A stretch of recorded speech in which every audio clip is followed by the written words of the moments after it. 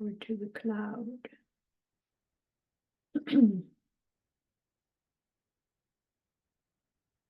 All right.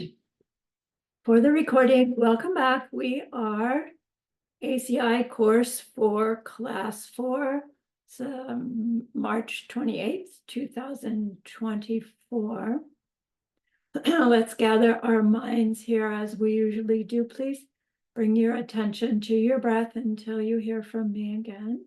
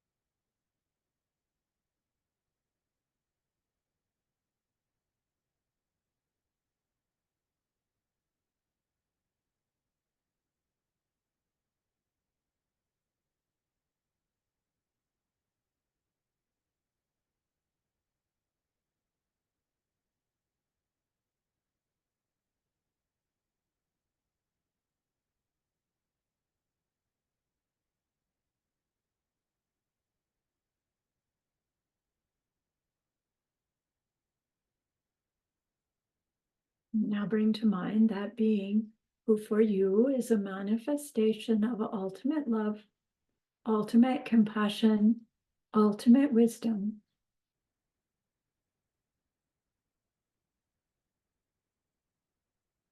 And see them there with you. They are gazing at you with their unconditional love for you,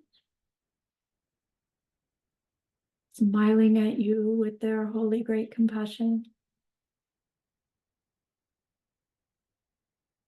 Their wisdom radiates from them. That beautiful golden glow encompassing you in its light.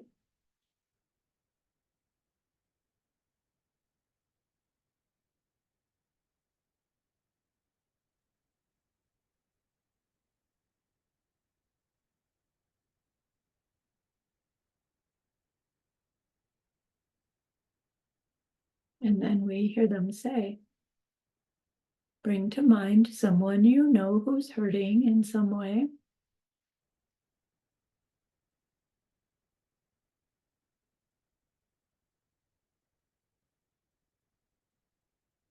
Feel how much you would like to be able to help them.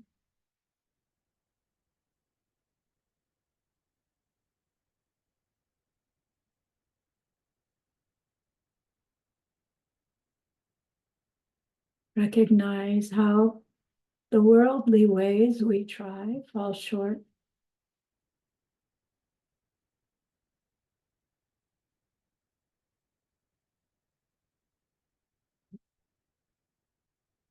How wonderful it would be if we could also help in some deep and ultimate way, a way through which they would go on to stop their distress forever.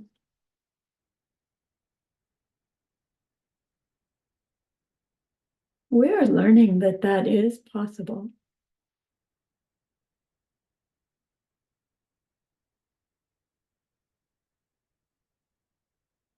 And so I invite you to grow that wish into a longing.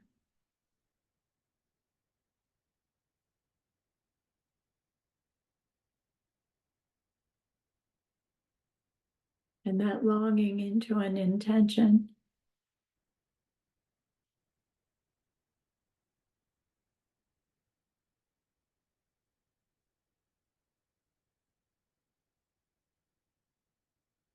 And with that intention, turn your mind back to that precious holy being.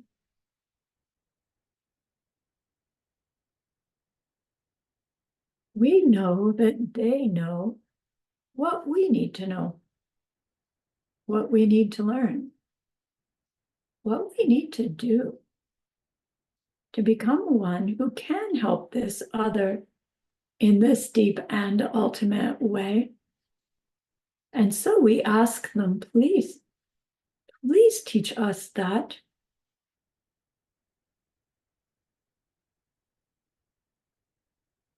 And they're so happy that we've asked. Of course, they agree.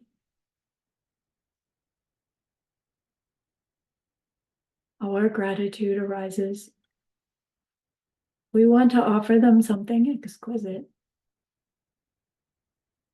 And so we think of the perfect world they are teaching us how to create. We imagine we can hold it in our hands, and we offer it to them, following it with our promise to practice what they teach us, using our refuge prayer to make our promise. Here is the great earth, filled with fragrant incense and covered with a blanket of flowers. The great mountain, 4 lands, wearing the jewel of the sun and the moon. In my mind, I make them the paradise of a Buddha and offer it all to you. By this deed, may every living being experience the pure world. Idam Guru Ratna Mandala Kamyam Tayami. I go for refuge until I am enlightened to the Buddha, the Dharma, and the highest community. Through the merit that I do in sharing this class and the rest, may we reach Buddhahood for the sake of every living being.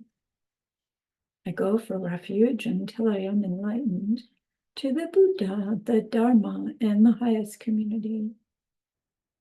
Through the merit that we do, that I do in sharing this class and the rest, may we reach Buddhahood for the sake of every living being. I go for refuge until I am enlightened to the Buddha, the Dharma, and the highest community. Through the merit that I do in sharing this class and the rest, may all beings reach their total awakening for the benefit of every single other. Okay.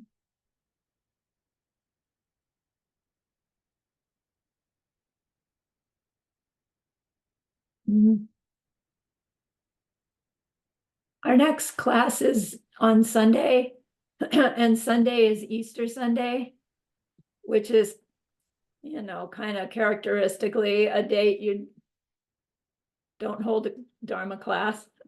I don't know, people are with their families or something. So no, there'll be no class for us on Sunday evening.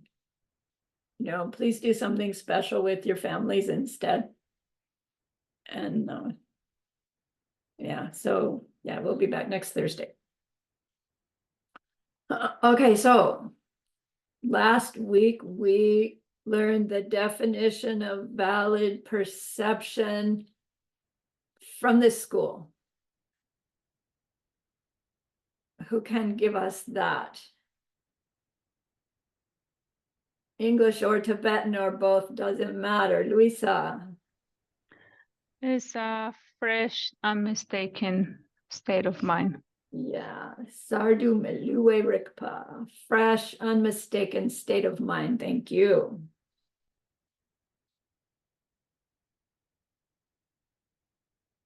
And then we were speaking about what it is to be a person of valid perception, which we're going to spend this whole class on it as well. So your quiz question was, describe a person of valid perception. So how would you describe a person of valid perception? Anybody? For me, it's basically an enlightened being. Yeah, an enlightened being. So an enlightened being means someone who's reached nirvana, right? No. No, so it's not enlightened to reach nirvana? No. I get so nervous. You're doing fine. So there's no difference between nirvana and Buddhahood because they're both enlightenment. There is a difference. Oh, there Nirvana is. is only the ceasing of mental afflictions, but that Nice. doesn't mean that you're enlightened just yet. Right, great. And so by enlightened being, what does that do to their perceptions? They don't have any more mental imprints. They don't? No, they don't. Or do they? I feel they don't. So Buddhas don't make merit? They're in a state of merit. Nice. But they don't make any more mental imprints, because otherwise then that would bring them back. I mean, if they had the ability to still make mental imprints, then that would make them not enlightened. So that means when you get enlightened, you've used up all your imprints. Yes, correct. Well, then you can't perceive anything.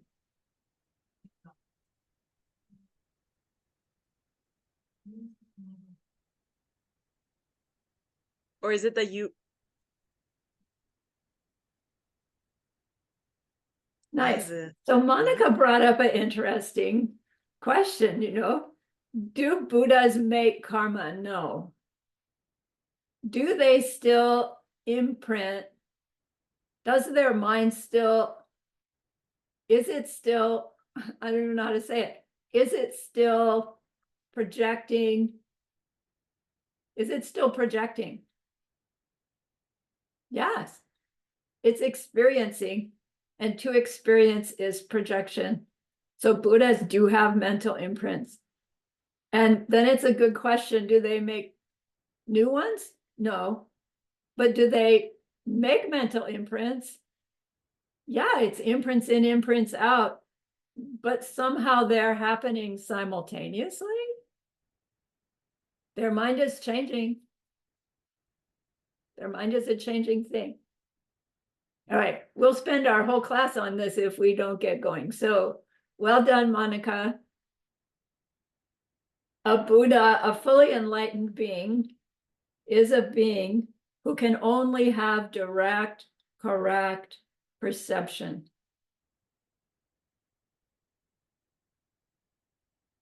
And then that means they are then incapable of being incorrect, which means they're incapable of saying something incorrect because they'd be hearing themselves say that, which means they can't even intentionally say something incorrect. But we're going to see how, wait a minute, that there's a conundrum there. We're going to get to it in this class.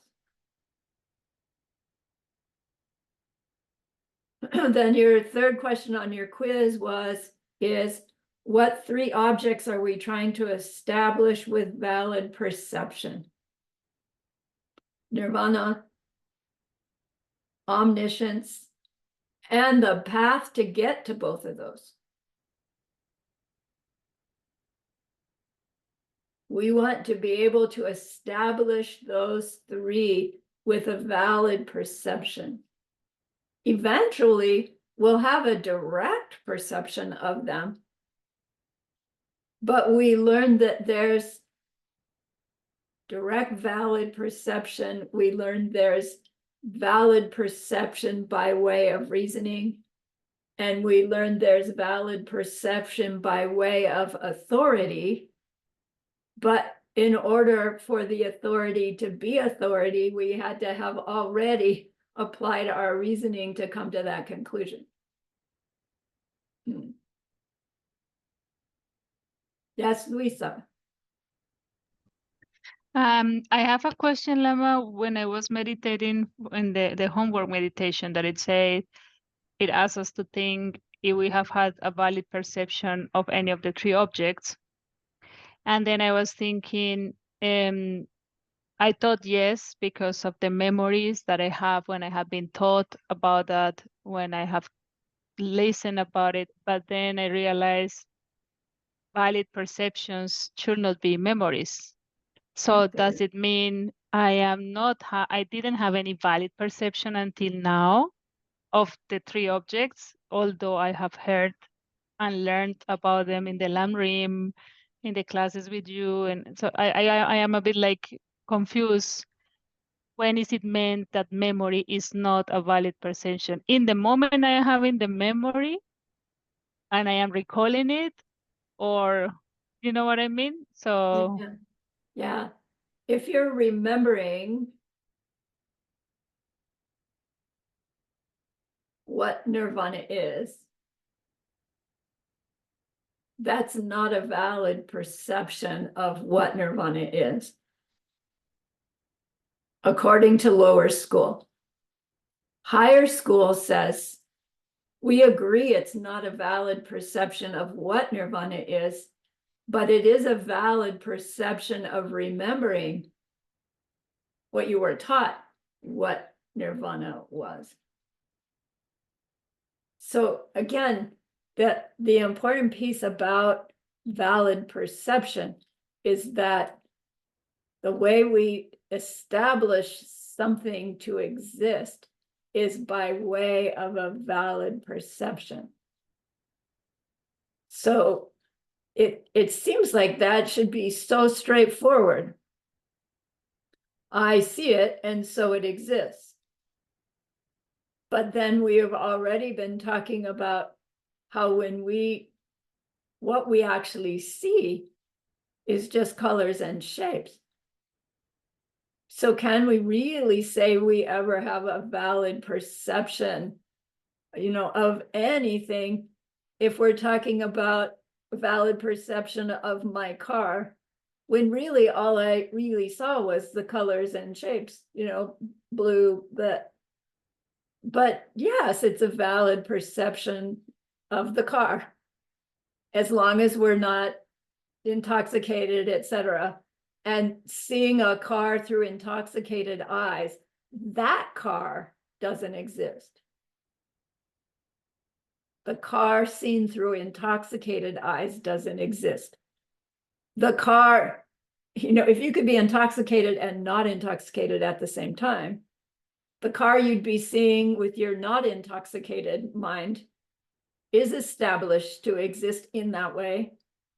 And the car that you perceive with your intoxicated mind can't be established to exist in that way. Do you see? So an invalid perception doesn't mean that the thing we're experiencing doesn't exist at all. A drunk person can still walk into a tree, but the tree they walked into is not a validly existing tree like the one you would walk into if you were not intoxicated. So this all gets pretty slippery.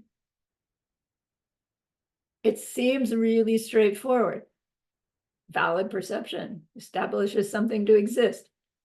But then when we use reasoning to come to a valid perception, that also establishes something as existing.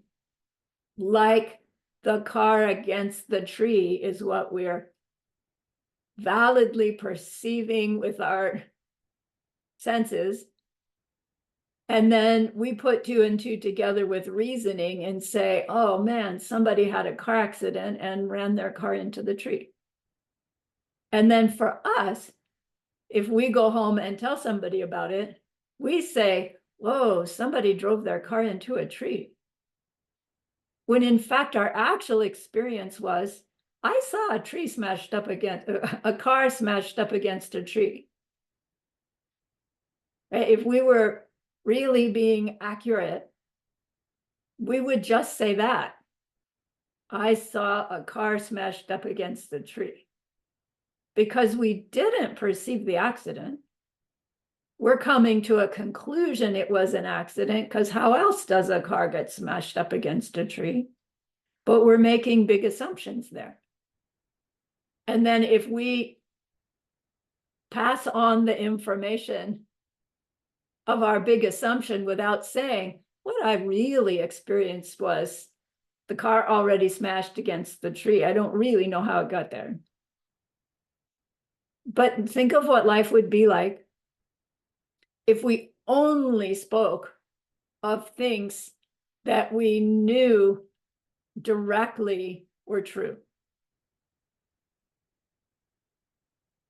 If we're relying on our valid sensory perceptions, there wouldn't be much conversation in the world.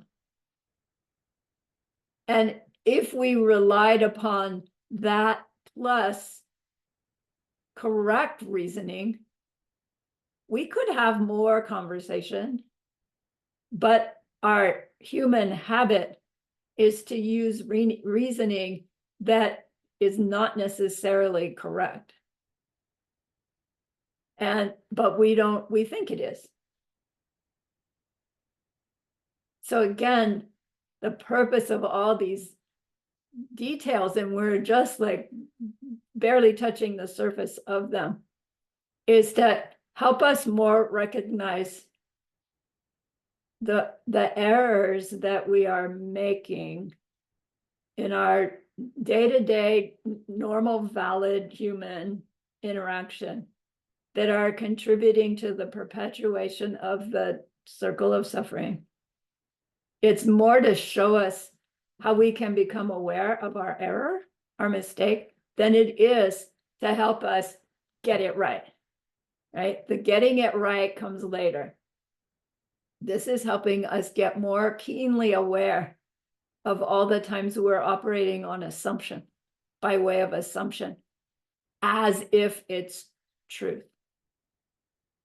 So that's why we're talking about this being of valid perception, to even try to conceive of what it would be like to be a being who is perceiving directly, always, directly and unmistaken, always.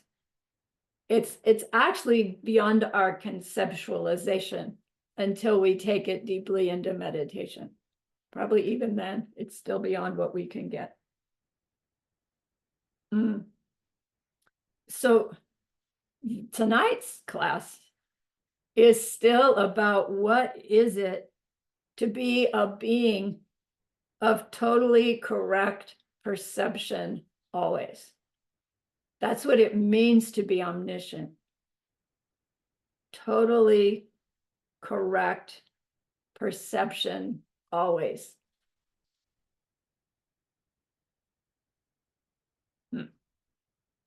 Seme kebu is the word. So let's get our vocabulary.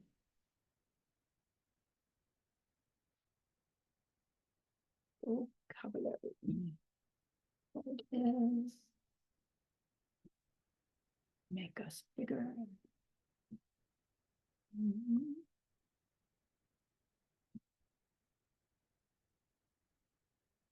Oh, all of us there. Good, good, good. So we've had this word before. Seme kebu. Seme means valid perception. Sema. Kebu means to be born. It's the word for to be born. So it's the word for person. Person, not limited to human person. Any being that has been born. Later on, we learn all the different methods through which one can be born. So it means having moved from one life to the next. A person of valid perception.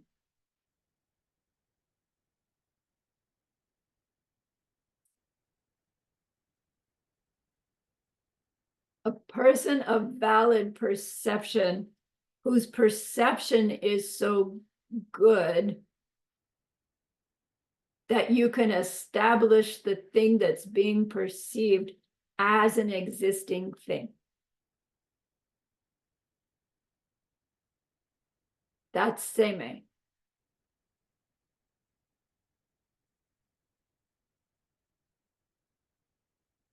So when we say a person, seme kebu, a person of valid perception, the implication that we just need to know is that we mean a being who's having valid perceptions always. So this isn't the term we use in the moment that we ourselves are having the valid perception of the car against the tree.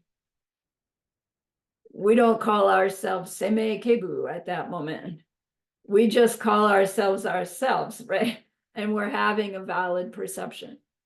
So here we just need to agree that what we mean by seme kebu is a being who always has valid perception. That means that being is always 100% correct in their perception.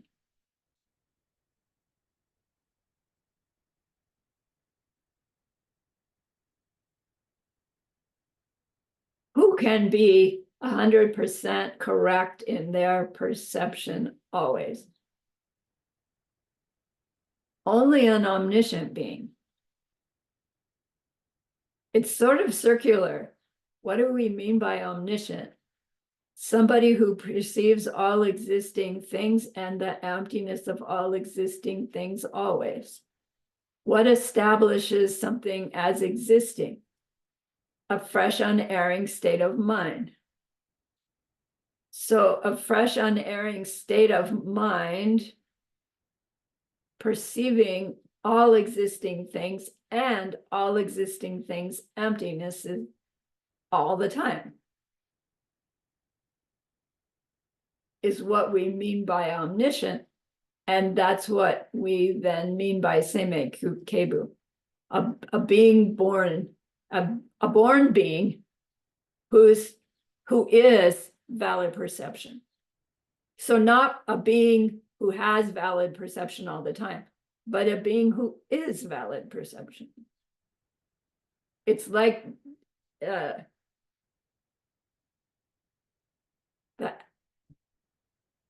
identity of the person, not just an adjective.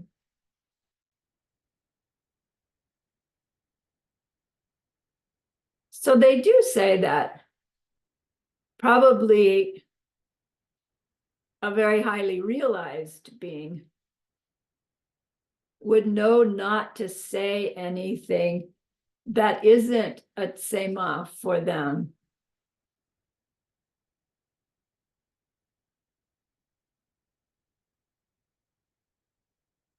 But Geshe-la said our world would be an amazing place if everyone only spoke of things that were 100% true, that we knew to be 100% true. It would be an amazingly silent place, I think. Or we would all be amazingly meritorious. Right? It's almost inconceivable.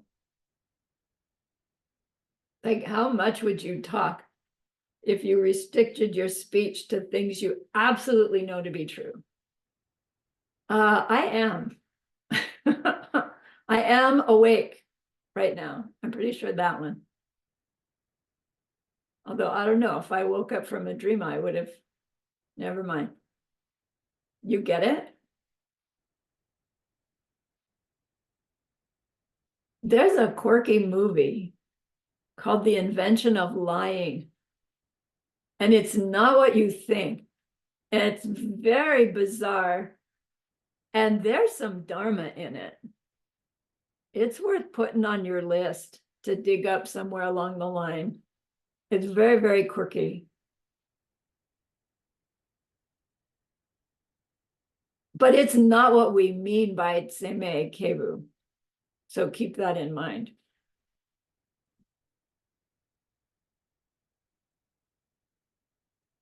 Deme Kebu means a person who can only have valid perception. It's only possible for them to have valid perception. Technically, direct valid perception. So when I remember first hearing this, it's like, oh, of course, Buddhas wouldn't lie because they love us so much. But this isn't about they wouldn't lie. They can't. They cannot. Not even like they start to and it can't get out of their mouth.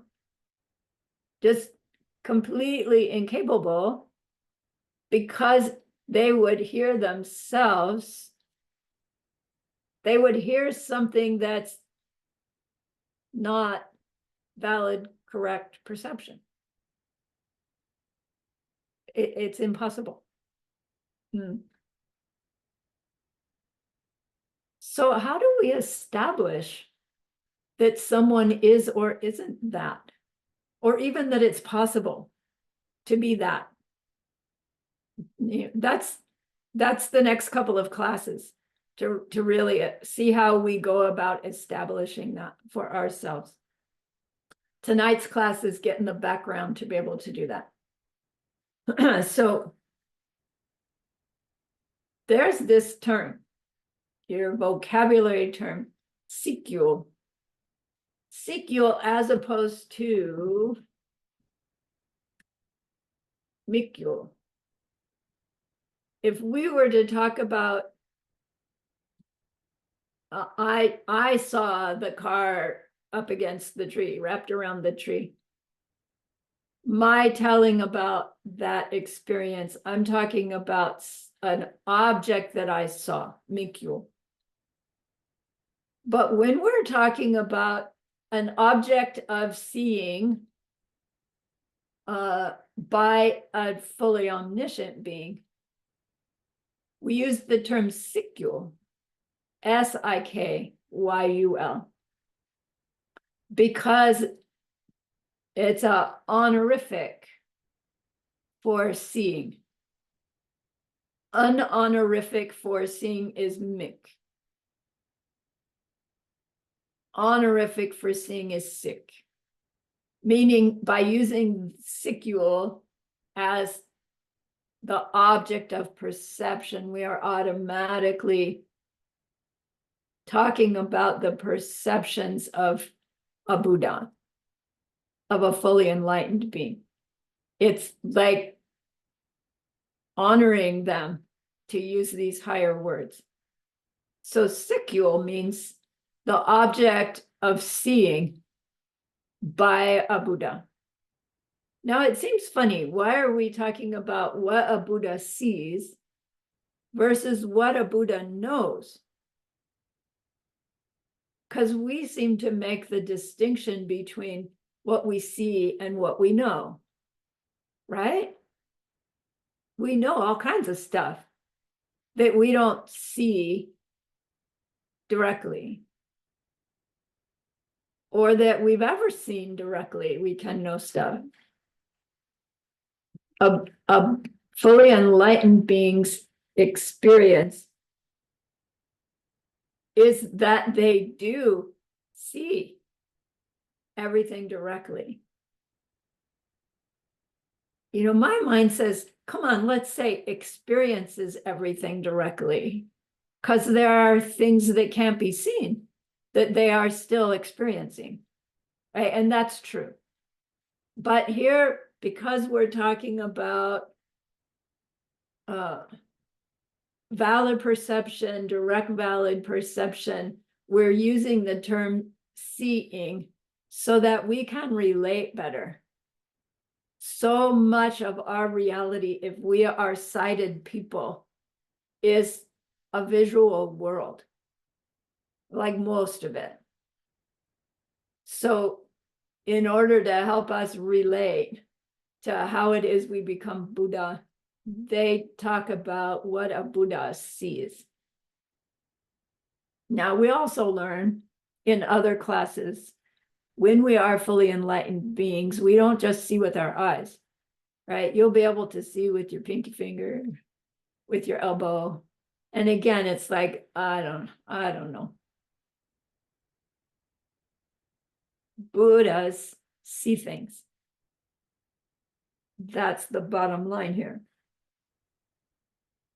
And because they are seme kebu, valid perception, direct valid perception being, they see everything directly. They don't use reasoning. They don't use authority. They're perceiving directly. All appearing things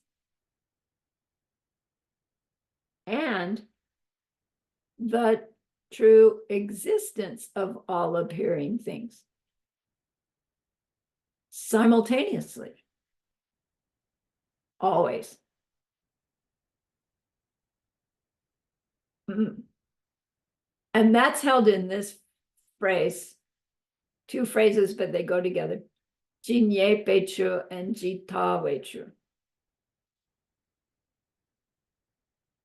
So what it means for a Buddha to beat Seme Kebu is that they are, these two phrases mean as many as there are existing things.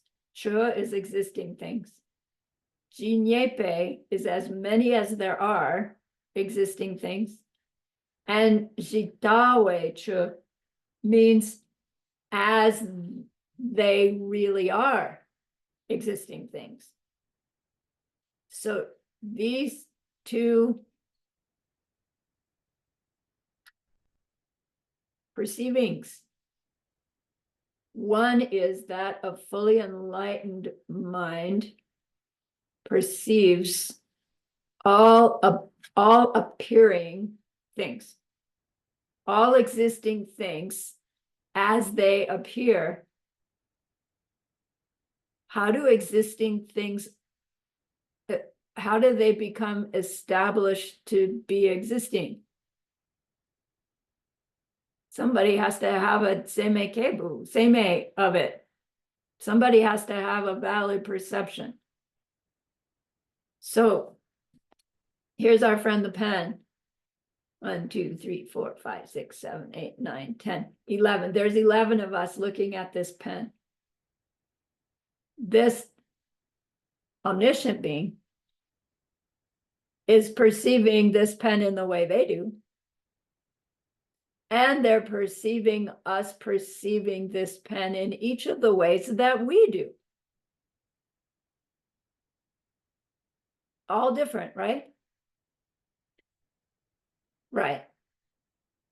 And that omniscient mind perceives the no-self nature of the object also. How many of those are there? As many as there are of the appearing ones that they are seeing. Right? I mean, my brain is, you know, circuit breakers are popping because I just can't conceive of it. But I can get the idea. All appearing things, according to anybody who's seeing them,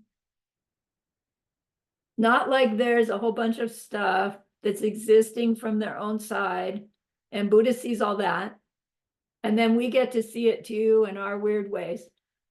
No, all those existing things depend for establishing them as existing on the ones who are perceiving them.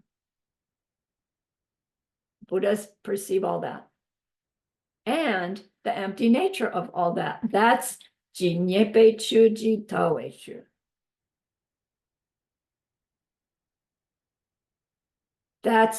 These are the sikyu.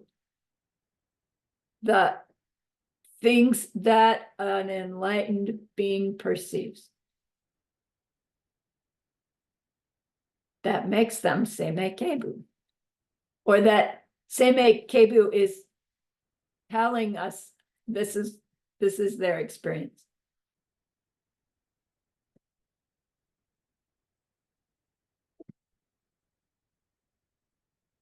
So a fully enlightened being is the only one who can perceive appearing reality and ultimate reality at the same time. Even as a human is in their direct perception of emptiness, they're only perceiving ultimate reality. They are not perceiving ultimate reality and appearing nature reality at the same time. When we are having that direct perception of ultimate reality, we cannot at the same time think, oh, I'm seeing ultimate reality. Because that experience is appearing reality. And we can't do both. We can toggle back and forth, okay, as we move through our bodhisattva bhumis. But it requires it. What is the state of mind as omniscience is to be experiencing both at the same time.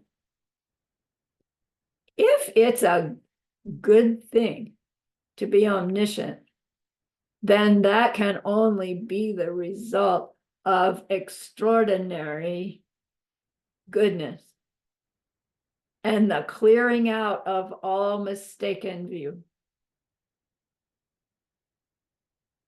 For that to be our experience, perceiving emptiness and appearing reality simultaneously. Which we're going to see how that connects to compassion.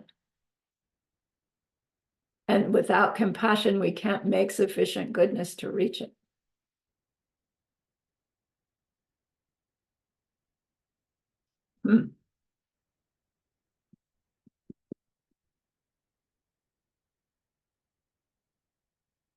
So, does a Buddha have a misperception when he or she is perceiving my conventional nature?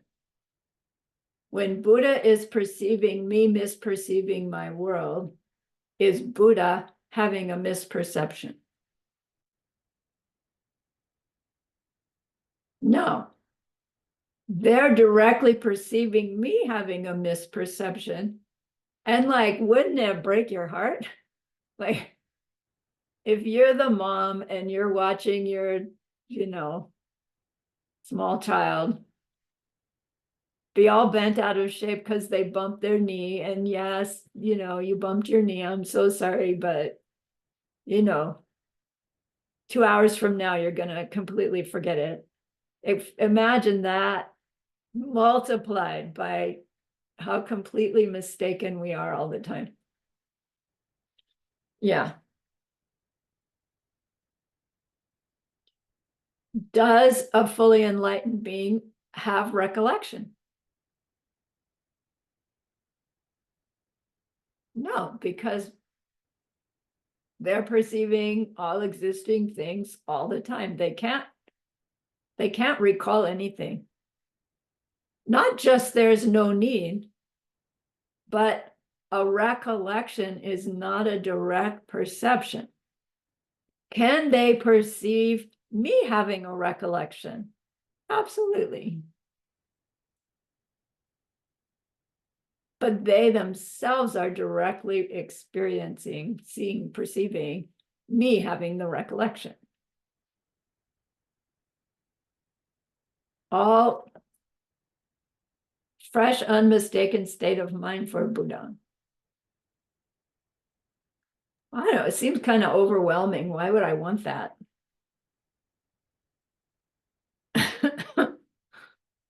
We'll see why.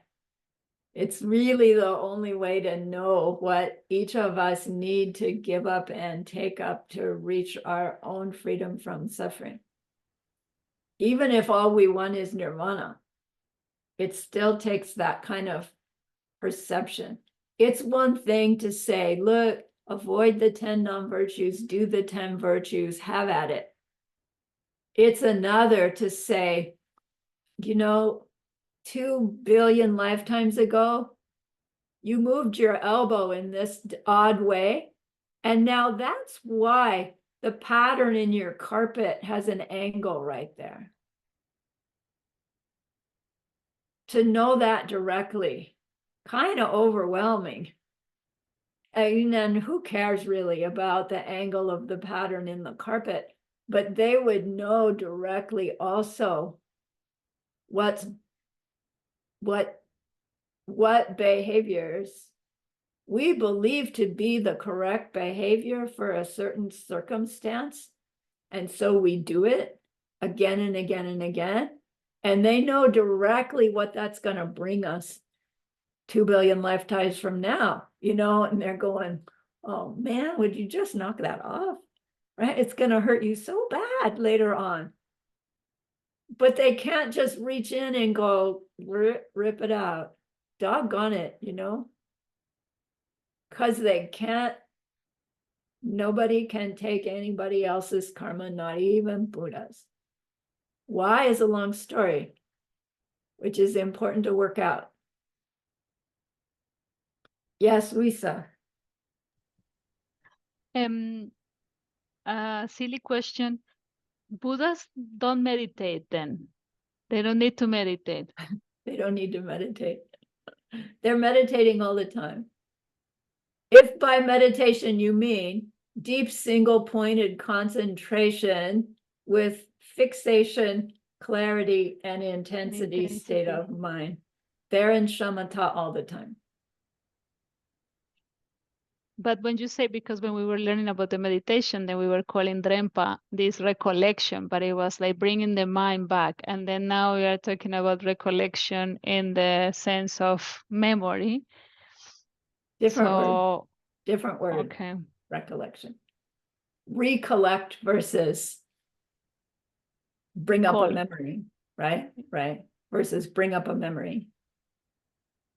Okay. Thank you, Lama. Yeah.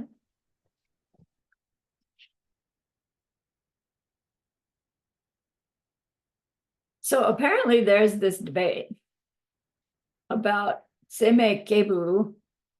Does the Seme Kebu have fresh, unerring perception all the time? Fresh meaning newly.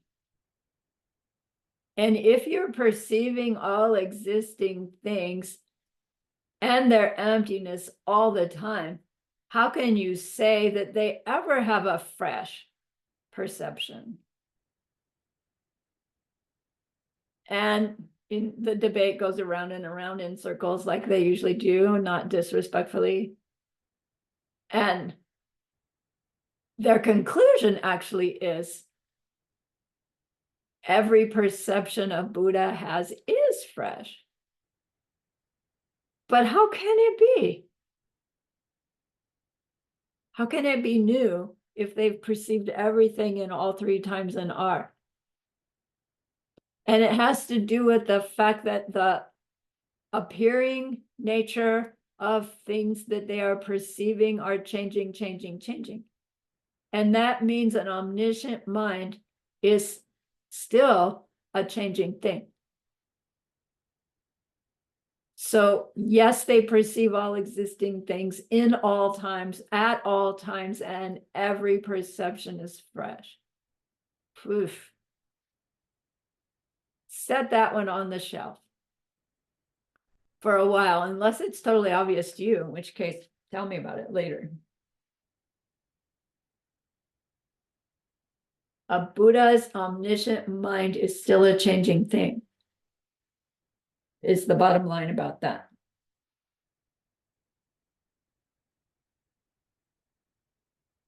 So now, for ordinary beings, we perceive obvious objects with our direct, valid perception. We perceive hidden objects with reasoning, hopefully clear, well applied reasoning. And we perceive deeply hidden things by way of authority. Things that we can't even reason out, we rely on someone who tells us about them.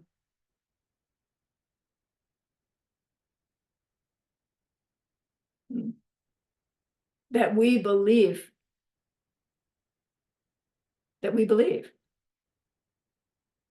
And we said before that belief could be based on blind faith,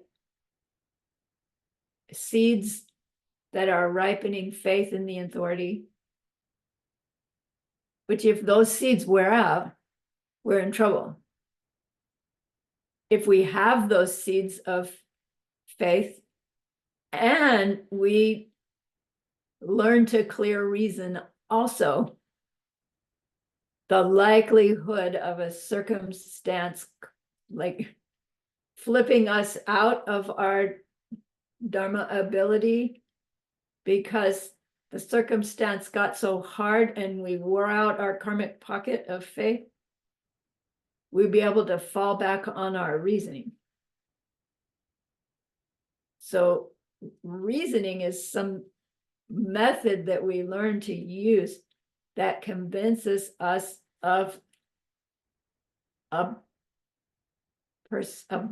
perception is valid, makes a certain thing existing for us by way of reasoning, even if we still aren't perceiving it directly. Once you've proven it to yourself, the likelihood of losing belief in it is a whole lot less. All right.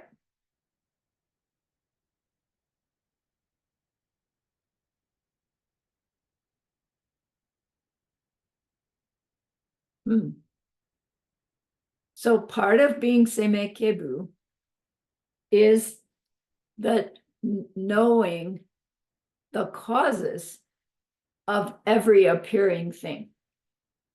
Part of the direct, correct perception of an appearing nature is the causes from which it came. So a Buddha knows the causes of everything. Technically, perceives it directly. Like I was saying, move your elbow like that, it made the carpet. We, as humans, we believe that everything has a cause. And we tend to believe that those causes, the actual causes, are similar material things, or the action that I did or they did the moment before the experience, or what I said or what I heard, right? We believe in causes, but we don't understand the real causes. We rely on science to tell us the apparent causes for things, and science does a good enough job to be able to make all those satellites, and put them out on the moon and a rover on Mars. But science can't tell us why. It only tells us how. So, as kids, we wondered, how come, I don't know, how come, a whole bus got in an accident and those 3 people were hurt or killed, but the rest of the bus was not? Why? And science says, well, because the car hit them on that side. Yeah, but why were those people on that side and not those people? Well, because they got in there late and those are the only 3 seats left. Yeah, but why? Right? As kids, we keep asking, why? and the answers are never quite satisfactory, then as adults, it's like you're given a medicine to take, and it's supposed to work for your heartburn because it does this, this, and this, you know, the mechanism of your action, it works, it should work for everybody, but you take it and it doesn't work. Doc, why not? Well, you must not have the enzymes, you know, to dissolve the medicine right. Yeah, but why don't I have the enzymes and the other guy does? Well, it's your genetics. Yeah, well, why do I have those genetics instead of his genetics? Well, you know, quit asking, I don't know. Or some other ridiculous answer. If we asked Buddha, I don't know, they'd say, well, you know, it's because 2 billion lifetimes ago, right? You did it. It's like, duh. No wonder. And further, don't you want to know what the karma is for the heartburn in the first place? Duh, right? Fix it there. I can't fix it there. That was 2 billion lifetimes ago. Right, but here's what you do with it. Purify, change your behavior. It would be really helpful if we were omniscient in the sense of when someone says, what are the seeds I need to plant for such and such? You could just say these. But my guess is they would sound really weird. You know, what seeds do I need to plant to get my, you know, soulmate to show up? And maybe they would say, well, you have to give up everything that you have right now and go and take care of a lonely person who lives in India. Like if they know exactly, they're going to be really precise. And we're going to go, well, I can't do that. Right? I'll go and take care of somebody in a nursing home around the corner, but I can't give up my life and go to India, you know, and that omniscient being would go, suit yourself, you know? And it's like, why aren't I getting my partner? Right? You did a substitute. The substitute's good. You will get a partner from it. But it wasn't the one that omniscient being said, you need to go take care of that person standing on that street corner, right, in downtown Mumbai. And we'd go, no way. Right? So no wonder they keep it to themselves, right? Until we really ask. So now, what if we knew we were talking to a Buddha and we asked them in all sincerity, what do I have to do to get my partner? And they said, well, this, if we truly had that direct, correct perception that their advice was exactly what I needed, would I hesitate? No, I wouldn't. So how do we establish that what that being has said to us is in fact direct, correct perception, for it to be the direct, correct advice for me? How can I be sure they're not confusing, you know, my seeds with somebody else's? How can I be sure? How can I be sure that they really are a Buddha? Maybe I'm just deciding to call them a Buddha.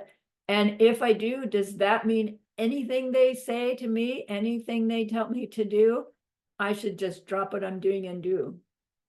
You see, it's dangerous, actually.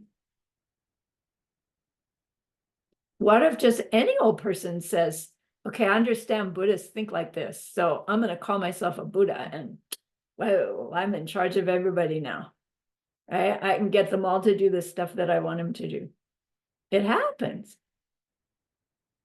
So Buddha himself said,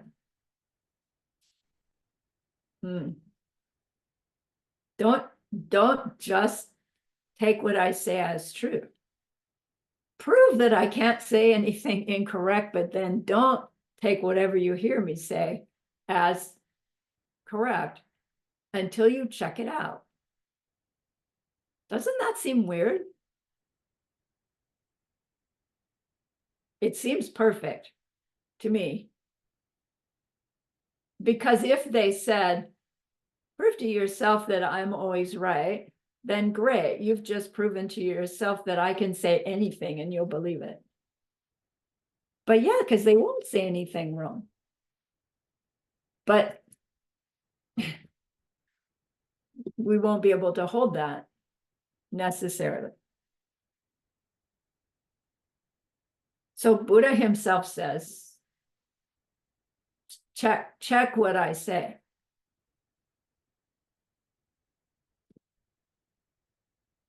Apply the 3 tests. It's called Chepasum. The category called the 3 tests, Chepasum. And let's take our break before we get into Chepasum. Okay, I'm gonna stop the share. Record the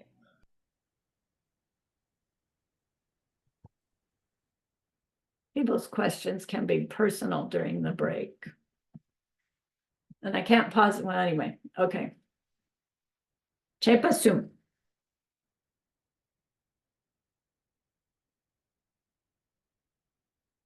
So there's this famous statement by Lord Buddha. Here it is. Jimpa Longchu Trimki Day.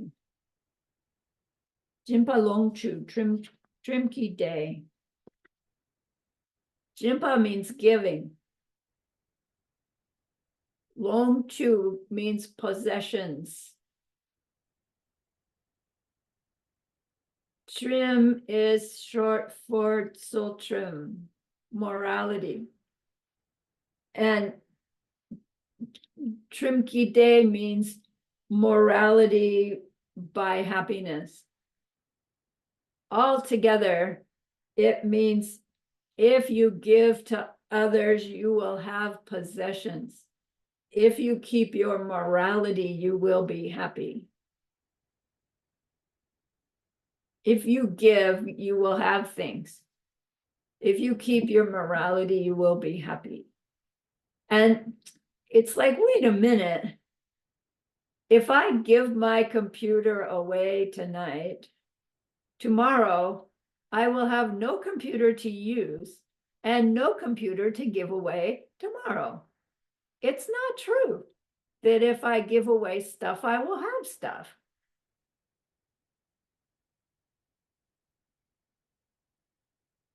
But Buddha's omniscient. Buddha can't lie. Buddha must have meant something different than what I take it to mean.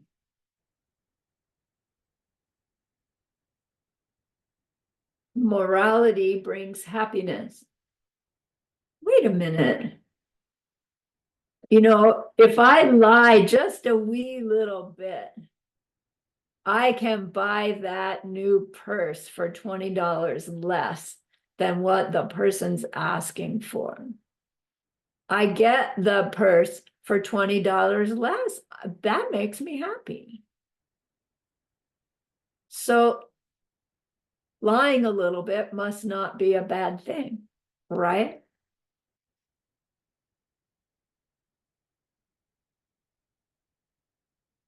The next day, you know, I'm moaning to somebody, that person took advantage of me. Why would they do that? Oh, right. I'm unhappy being taken advantage of. Do you see, we can't connect the dot correctly in this Jimpa Longtru Trimki day. If we think we know what Buddha means by what they said. And Buddha himself says, check out what I say by way of these Chepasum, these 3 tests.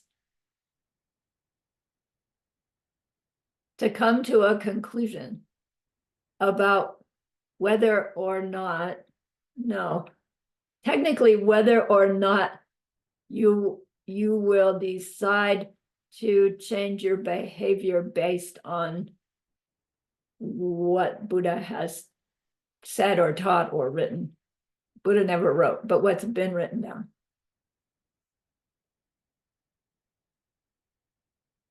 And curiously, these three tests, they aren't tests by which we can prove the truth of the statement that we're checking. They're tests by which we show ourselves that we cannot disprove the statement. And that's kind of tricky because we want to be able to prove it. And it seems dissatisfactory to find ourselves, I just can't disprove it. But in the sense of trying to prove what an omniscient being has said, it's a little arrogant to think that we could use our correct reasoning to prove deeply hidden reality, right? We can't. We have already learned that. We can get a good clue, and we can use clear reasoning to show that any of my reasoning for why I don't want to believe or understand what Buddha taught is valid enough for me to reject it. And the tests show us, no, I can't disprove it. So if we still need to wait until we can prove it before we act on it, we're told, put it on the shelf for later. Because for sure, we don't want the seeds of coming to some conclusion that says, nah, nah, no thanks. I'm not interested in that piece of teaching, just because of the seeds that get planted, right? There'll be a big hole in our practice progress if we let ourselves reject. But at the same token, Buddha himself said, don't just believe it because I said so. Thank you, Buddha. Right? Saves us a lot of anguish. So in this phrase, giving brings possessions and morality brings happiness, we know the punchline. He was talking karmically. Not, you give today, you'll have tomorrow. But how did I have a computer in the first place to give away? That was a result.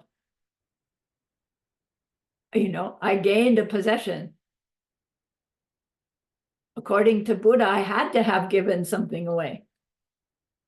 Even if we say, well, what I gave away was my time and my expertise to earn the money with which I could buy my computer. I gave of myself in some way. Same with the morality. We struggle to keep our morality. And when the results of that comes back to us, it's somebody else being moral towards us. Morality means kindness. Do we like for others to be kind to us? Yes. Okay. But statements like this can only be confirmed scripturally until we've learned enough for them to shift from deeply hidden reality to hidden reality. Which, when we understand enough Dharma, we can reason out the truth of giving brings possessions and morality brings happiness.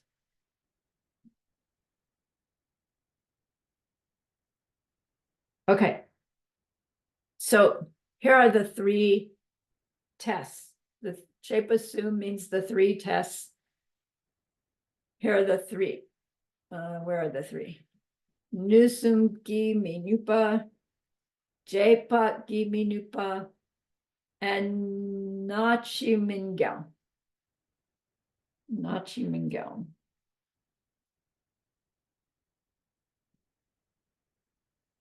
Nusumgi me nupa. Nusum means a direct, correct perception. So like synonym for tsema is this nusum. Direct, correct perception. Me. Wait a minute. Sorry.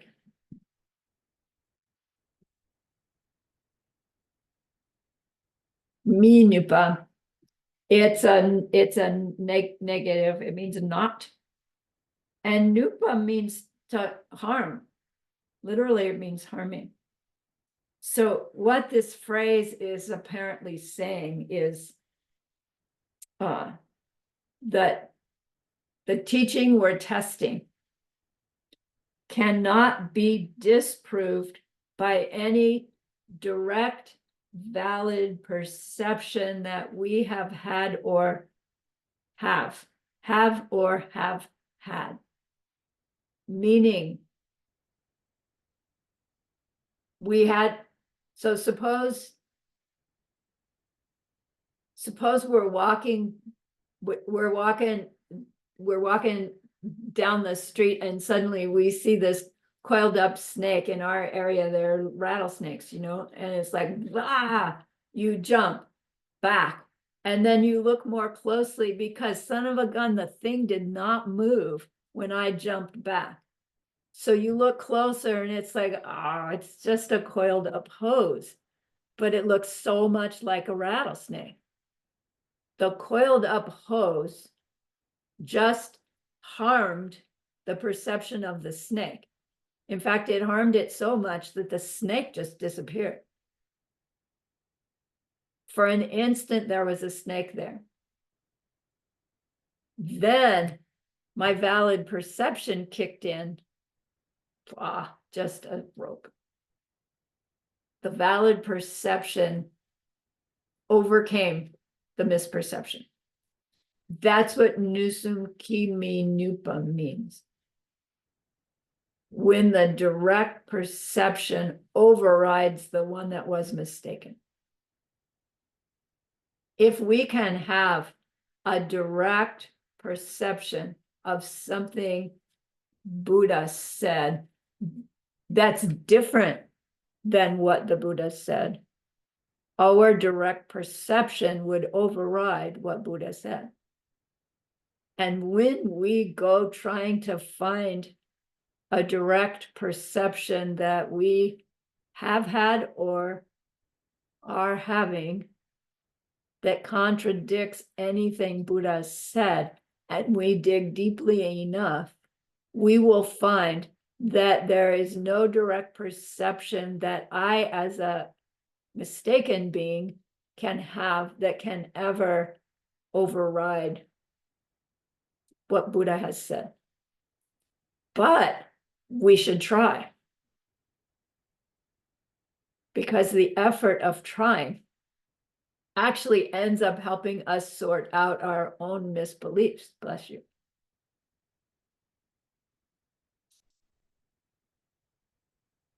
So whatever Lord Buddha's statement we are checking, we try to find some direct, nusum, direct, correct perception that contradicts the teaching.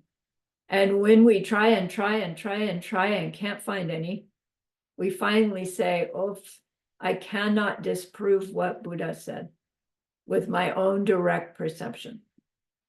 It takes effort to do this.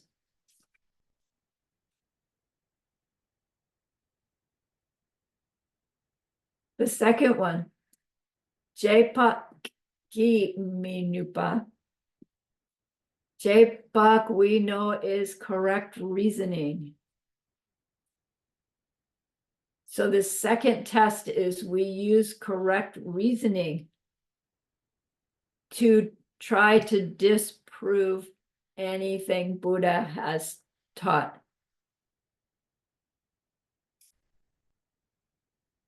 correct reasoning would require airtight, correctly applied reasoning, not our fuzzy assumptions kind of reasoning that we do by habit.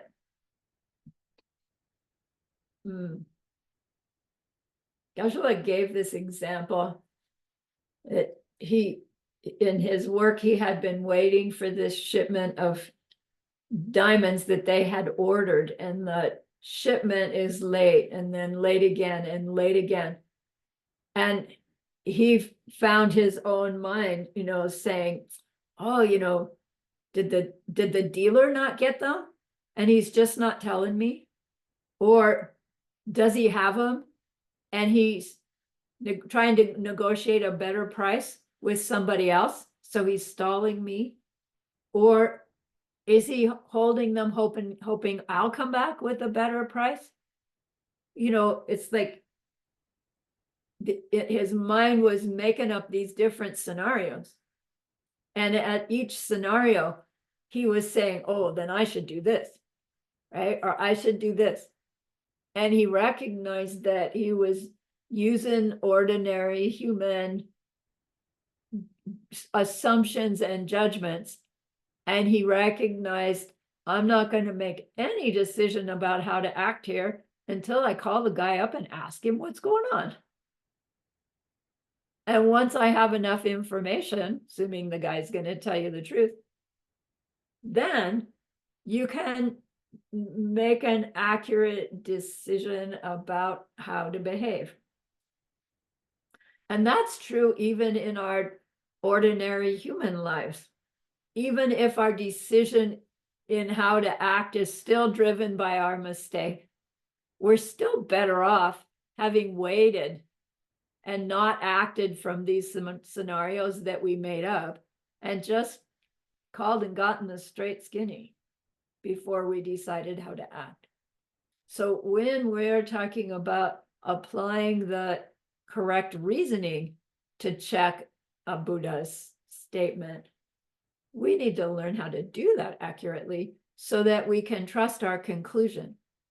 And apparently what we'll find is that we won't be able to disprove what Buddha has taught. We may or may not be able to prove its truth, but we won't be able to disprove it, right? And somewhere along the way, that becomes adequate.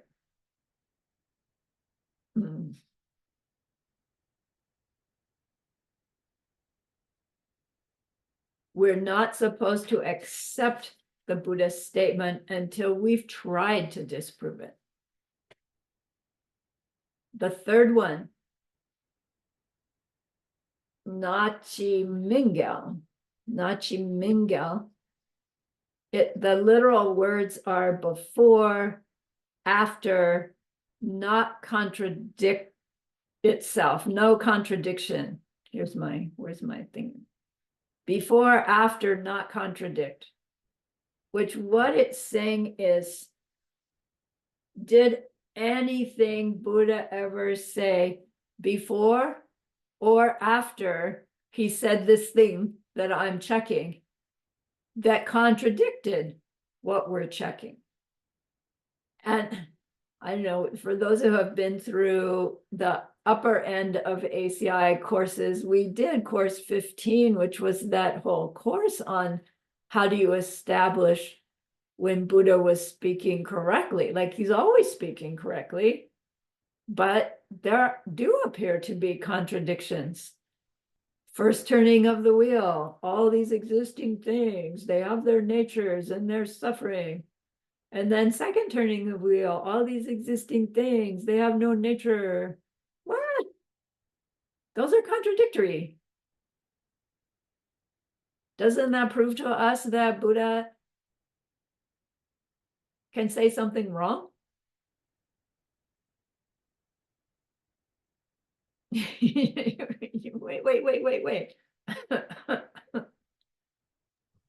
To The whom? example, the classic example. It's also your vocabulary. Ma dang pa ni she ja xing. That's just half of the quote. Ma dang pa ni she ja xing. It means mom and dad, mother and father. She ja xing. She ja means kill them. The rest of the phrase says, and destroy your country and everyone in it. So, I don't know what the circumstance was, but Buddha's giving a teaching and he goes, kill your mother, kill your father, everybody in your country and your country, kill it all.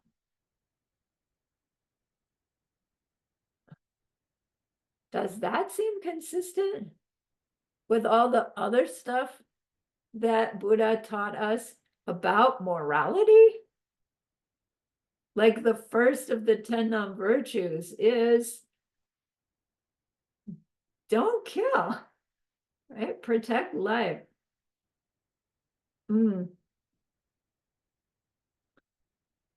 So this is the classic example of leading into that topic of study called zhangye.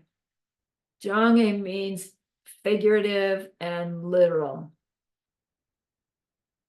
If a Buddha cannot experience anything wrongly, including what they hear themselves say, and they say something like, kill your mom and dad, they must not be speaking literally, because that seems to contradict other stuff that they said. Or maybe it was the other stuff that contradicted this.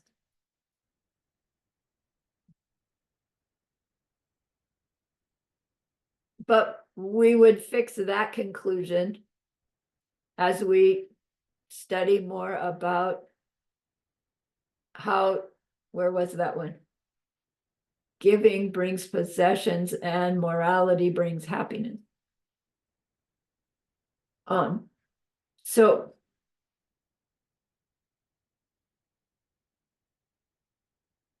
when someone's speaking figuratively, it means the message they want to impart to us is different than the literal meaning of the words. We ourselves hear the words, our direct perception, and when it seems contradictory, we need to apply reasoning to come up with, what do you suppose they were really talking about? And we do it all the time with others, speak figuratively and expect them to know what we meant. And then we, get angry at each other because we weren't reading each other's minds.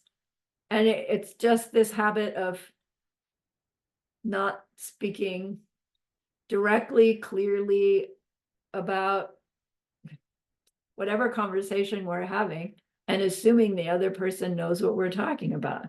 Sumati and I do this all the time. And we're just like talking about different things and we can't understand why we're not communicating. He wants to know where the tomato sauce is and I'm telling him about where the soap is in the cupboard. And it's just because we're like, missed it. The point with the literal and figurative, long story short, is that an omniscient being knows how to use figurative and literal to impress upon us something that will have a stronger impact on us. So the teaching, kill your mother, kill your father, everybody in your country, it was in the context of Vinaya, actually, which seems even more contradictory. But the explanation is if Buddha had just said, give up your attachment to your mother, give up your attachment to your father, give up your attachment to your countryside, we would say, yeah, I already have. But if we hear him say, look, kill your mother, kill your father, so they're just gone. We go, what? I know Buddha doesn't mean that literally. What's he trying to tell me about my relationship with my parents, my relationship with my country, my relationship with my world, my life? That's pretty drastic way to get us to go, oh, yeah, I see. I still have some attachments I need to let go of. So when there's a teaching that seems contradictory, within that arena, they give us guidelines for how to think about, how to try to figure out what was trying to be told and why Buddha might do it.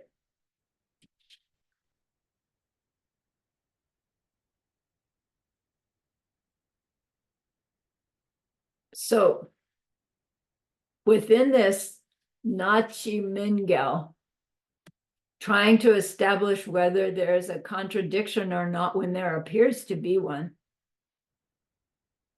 we need to understand how to apply these ways to determine the apparent contradiction.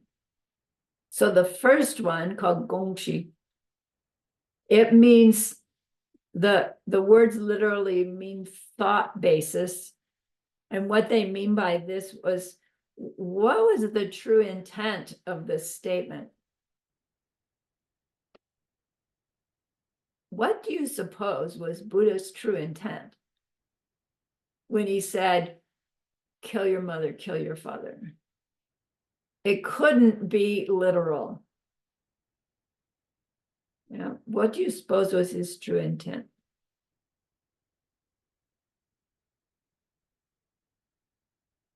Don't let our attachment to our loved ones hold us back on our spiritual progress. They are the reason we're wanting to make spiritual progress. We are doing it for the end of their suffering.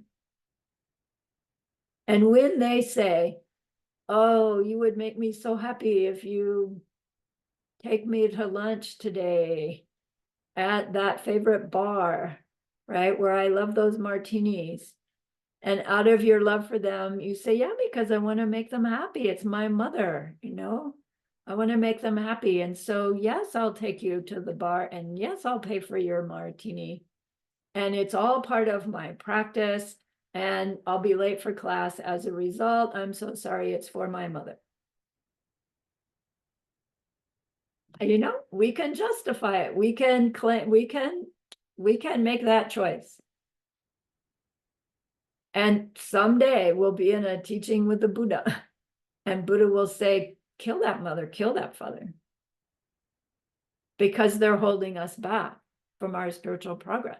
But it's hard, right? Mom's gonna hate you if you say, no, sorry, I've got class. I'm not saying do that, but I'm sorry, I can't do that for you. Mom at that moment's going to be upset. Doing it skillfully, upset mom in the moment is going to help you reach your total Buddhahood faster, so that you can help upset mom and her suffering forever someday. But by then, she's not mom anymore, right? By then, I don't know who, right?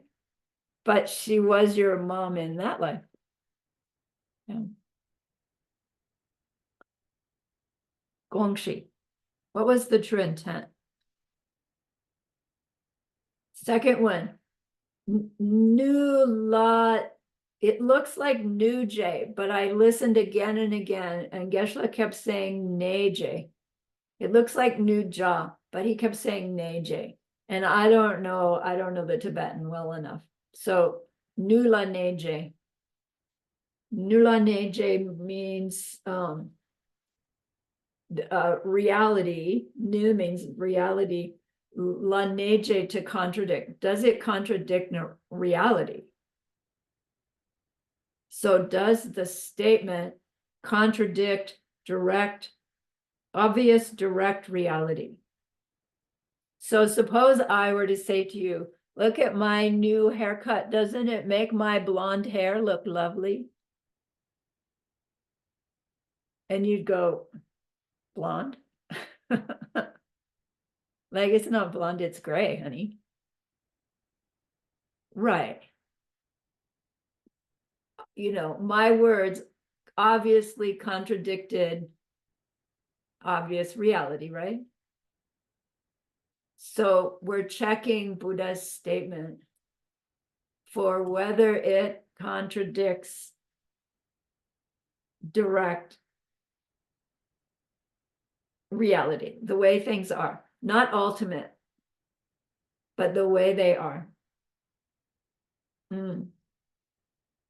So then, if I kept insisting, no, my hair is blonde, you would start wondering, what's she intending for me to get? Because it's really clearly not blonde, and I know she knows it's not blonde. Right? There must be something else she's trying to get me to think. Right? I'm just making up a stupid example. There isn't anything I'm making you think, but that would be our thought process. Yeah. If the apparent contradiction contradicts what I directly perceive to be true, then we're thinking, what's that all about? What's their intent behind that? What are they trying to help me think about differently by saying that? As opposed to saying, well, there's something wrong with your eyes because your hair is gray. Okay. Why would I say something wrong? Obviously wrong. I have some reason behind. That would be my true intent. The third check, where are we? Gupa. Here, gupa means compelling need, a compelling need. Is there some compelling need to make a certain statement? Does it achieve a higher purpose? In this thing the Buddha says that we're checking, what do you suppose was his real intent? Does it contradict my obvious reality, in which case I really need to know his true intent? And could he have had a higher purpose in mind? What could have been the highest purpose?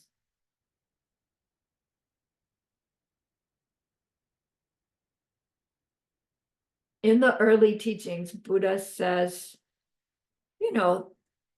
these existing things, they all exist. They have some natures of their own. And they're all sufferings and the causes of suffering. Is it literally true? No. Did he have a compelling reason? What was his intent? Did he contradict their obvious reality? No. He spoke to all of our realities. We weren't Buddhists. We were practitioners interested in a path to nirvana culturally at that time. And Buddha's just pointing out all these existing things that you know about. Deep down, they're all suffering and the causes of suffering. You can come to a deep realization of that and not ever talk about the existential nature of their emptiness and dependent origination. Even The laughter of a child is a suffering. Even a delicious meal is a suffering. You know, it's like the first teachings out of Buddha's mouth is this big Debbie Downer, you know? It's like there is no happiness to be found in samsaric life. And he's speaking to people who've already reached some similar conclusion. And now somebody who's flat out saying it. Don't bother trying to find happiness in this samsaric world. It is impossible. Any happiness you have is a source of suffering. But it doesn't mean just give up and kill yourself. No. And he goes on later to say, and you know, all these things that cause all that suffering, they don't have to. Right? They do because we made them that way. We make them differently. They all bring nothing but happiness. But you can't say that early on in the same way that you wouldn't get the same response about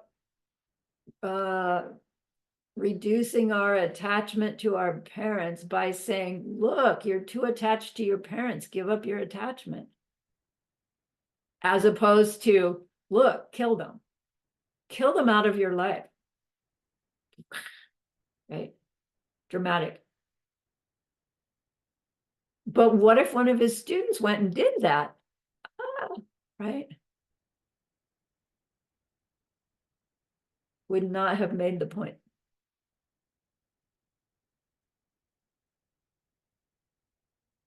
You can't always tell the whole truth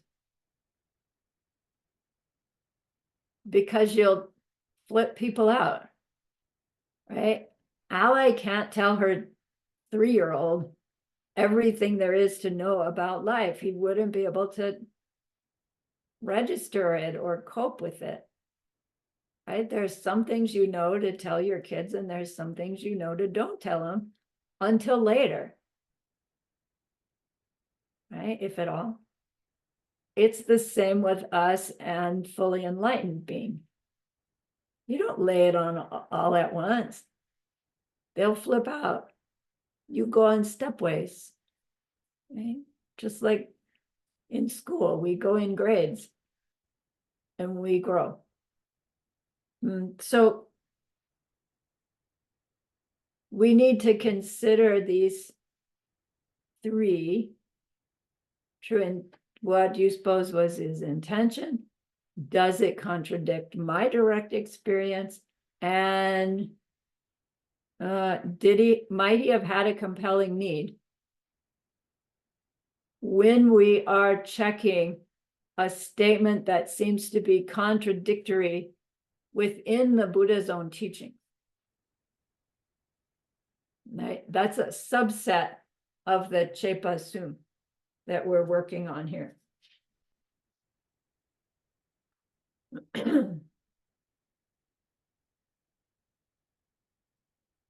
The 18 ACI courses are built in this same way. We go at them one piece at a time to grow a little bit of understanding, and then a little bit more and a little bit more. And as the pieces come together, what we learn in the latter classes are mean differently than, or they reveal differently what we learned in the earlier classes. So some of you are doing them backwards. And we'll get to a point where you're going to say, okay, I already did that class. I've done from 10 on. And there'll be some who haven't done from 10 on. So we'll continue with 10 on. And I would really encourage you who started there to do them again, because you're going to hear them differently. Because now you have a better background than what you had from before. And to me, it's a little bit of the conundrum where people who go through DCI and get all the punchlines, but didn't actually get how to connect all the dots, come in with a volume of thinking that, I don't know, that to me makes it more difficult to learn the stepwise, because we keep trying to jump to the punchline instead of take it slowly, build it, build it, build it. So that's what I keep insisting, right? It's like, come back from the punchline and build up your ability to like move into what you know to be the highest worldview by way of seeing your own mind get there instead of going there based on seeds from past lives. Okay. All right. So there are contradictions in Buddha's different teachings, apparent contradictions.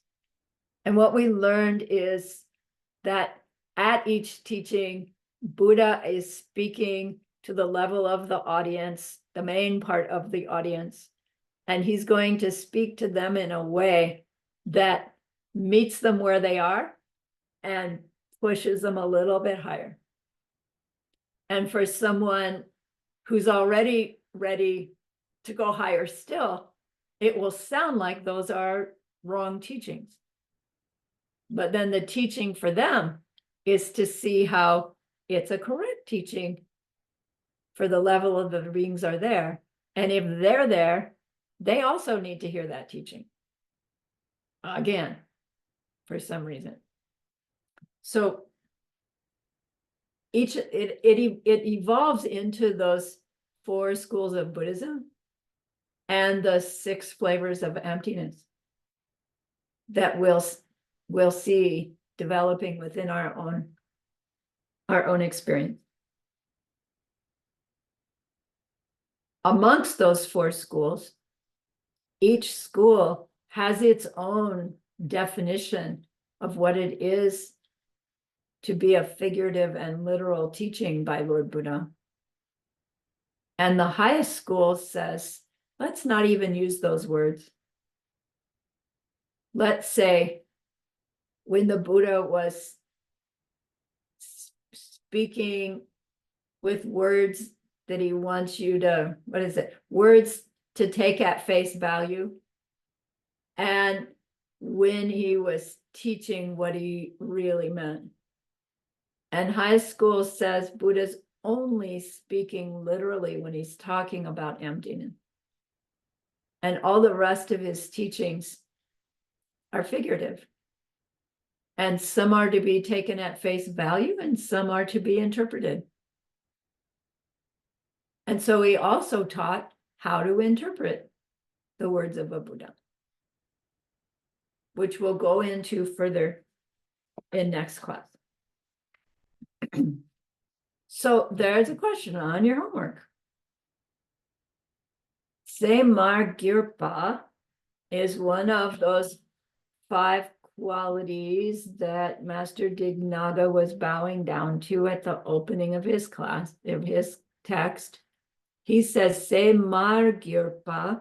We learned Girpa means the one who has become a being of valid perception. The one who has turned into valid perception. Someone asks, that's a weird term. Why did Master Dignaga point out the quality of Buddha as being the one who turned correct? And not just say the omniscient one, Buddha. And the commentaries tell us that there's 2 parts to the reasoning behind Girpa, why he points out the one who turned correct. There's a negative implication and a positive implication. When we use the terms negative and positive, we don't mean bad and good. Negative means something that's not there. And positive means something that is there. So the negative implication is that to say this being is one who turned correct, it tells us that there was a time when that being was not a being of valid perception. That means they were not omniscient at one point. They were suffering at one point, just like you and me.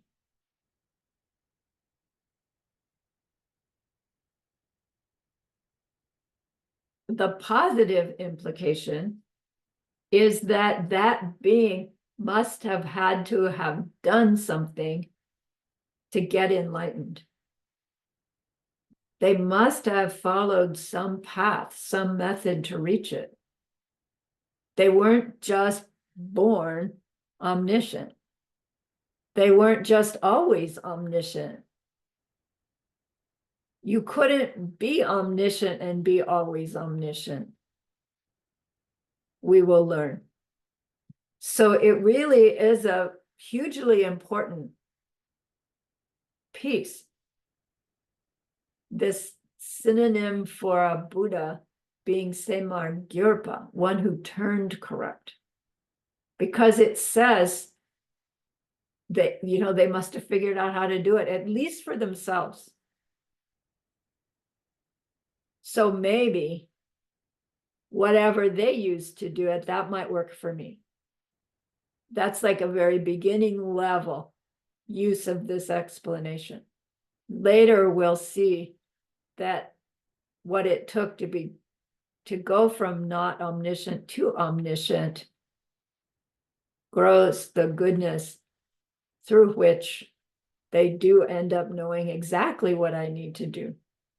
Not just maybe what worked for them will work for me, but exactly what will work for me. All right.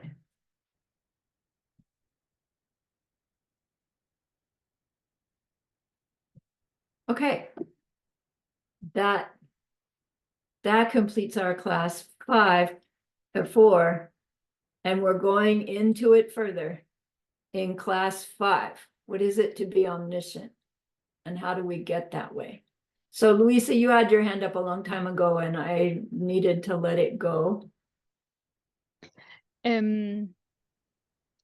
Yeah, but I think maybe my question will take a bit more time to answer, and then we will be over the end of the class, maybe. Okay. So All right. I will keep it for next time. Okay, thank you. So remember that being we wanted to be able to help? We have learned a lot that we will use sooner or later to help them in that deep and ultimate way.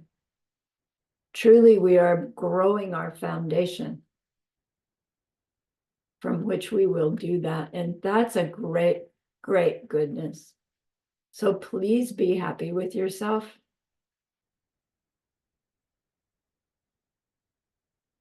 And think of this goodness like a beautiful glowing gemstone that you can hold in your hands. Recall your own precious holy guides. See how happy they are with you.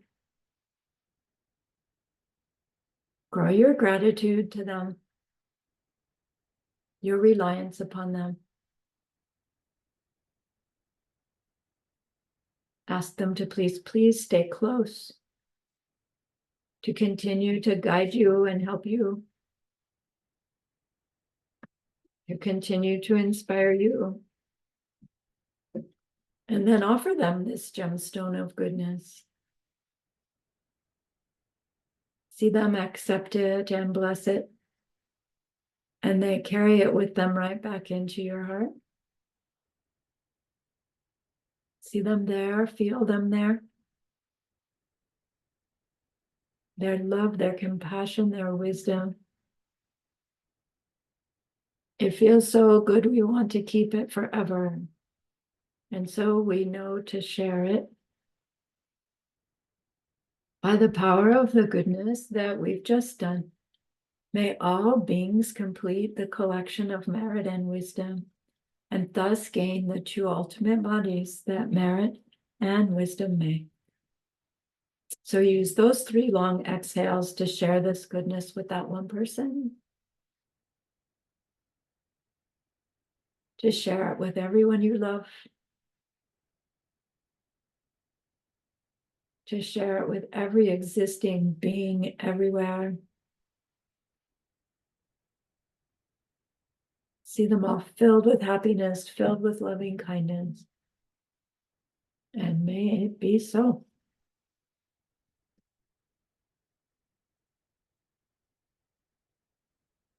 Okay, thank you, everyone. Thank you, Lama. Happy Easter if you celebrate, or whatever you do for Easter. Not sure celebrate's the right word. But blessings, Easter blessings. Okay, Bye-bye. bye-bye.